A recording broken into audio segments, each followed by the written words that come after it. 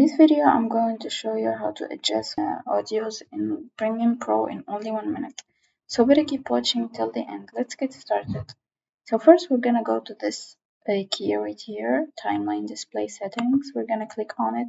Then we're gonna make sure that the show audio keyframes is clicked.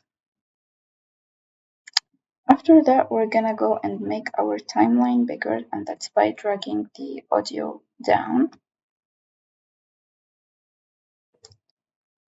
After that, we're gonna choose this pen tool or hit P on our keyboard.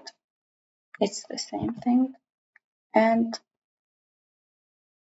click where we want our adjustments to be. Let's take those four as an example. Then we're gonna drag it down or drag it up and down again. I hope this guide was helpful. If it is, please consider subscribing and liking this video. Thanks for watching.